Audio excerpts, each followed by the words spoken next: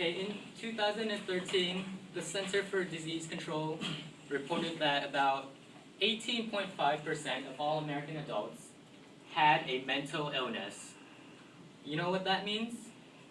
Statistically, about 1 in 5 of us in here could have a mental illness and should actually visit the psychological services at the school. Alright. Today I'm going to start with the two groups that need help with mental health the most, which are the children and the veterans that have come back from Afghanistan and Iraq. Then I will move on to the causes of these mental illnesses, and then I will propose possible solutions to this conundrum. Alright, so first I guess I'll start with the two groups. So veterans, they fought for our country, about 1.7 million of them. You know, in Iraq and Afghanistan, about 20 of them have either PTSD, post-traumatic stress disorder, or major depression. No, that's not a rank, guys. Alright.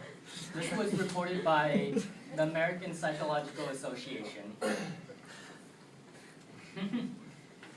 Oh man, I feel bad for making that joke now.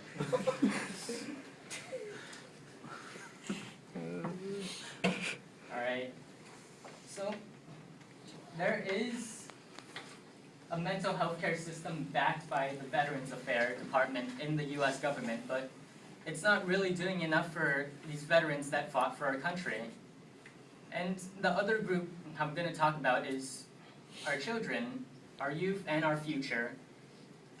Really, they're not getting the mental support they need in schools today. Most schools today only care about academics and passing tests and getting high scores and getting into college, like we are now. Most schools don't teach us about social learning and caring about other emotions. Alright? So, as an effect, millions of children live with depression, anxiety, ADHD. I should change the screen. My God, I have to change the screen. So, ADHD, autism, and Tourette's, which I forgot to get a picture for. Alright, so depression is not necessarily feeling sad all the time. It's a sensation of, it's a sensation of feeling nothing.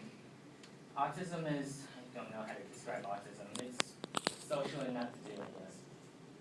Anxiety is anxiety, and ADHD is this kid right here.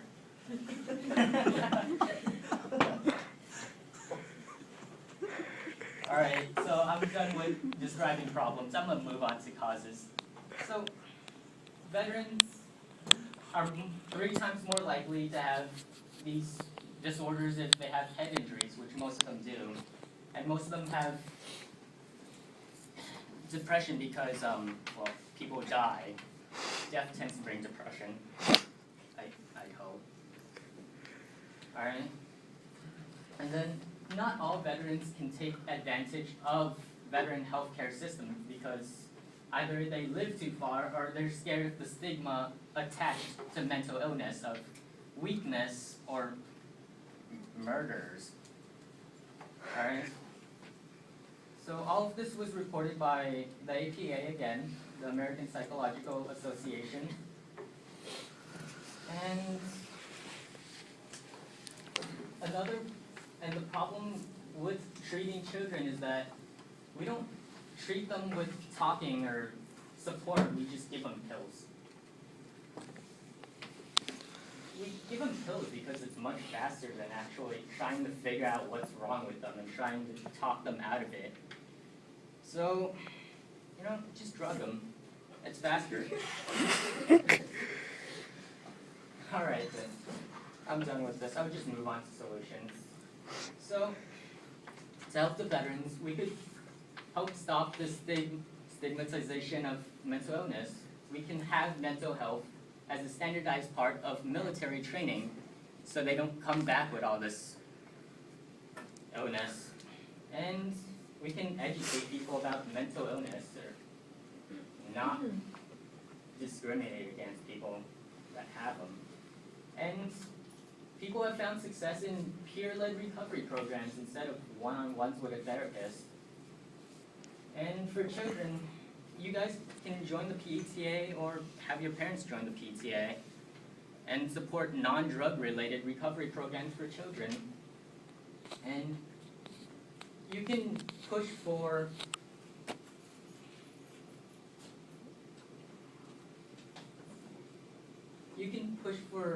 mental health integrated into regular learning. And like the veterans, maybe we can have peer-led therapy sessions too. Children like each other, right? Alright, so I'm done with everything. I'll just wrap this up. So today I talked about mental illness in America. I talked about the two groups that probably need it most, the children and the veterans back from Afghanistan and Iraq. I've talked about the causes of these illnesses within these groups, and I've explained possible solutions we can take. And, you know, if I really had the motivation, I could have probably written about the prison population too. But, you know, if you guys don't do anything for a few years, maybe I'll have a larger population to write about. All right? Thanks for listening.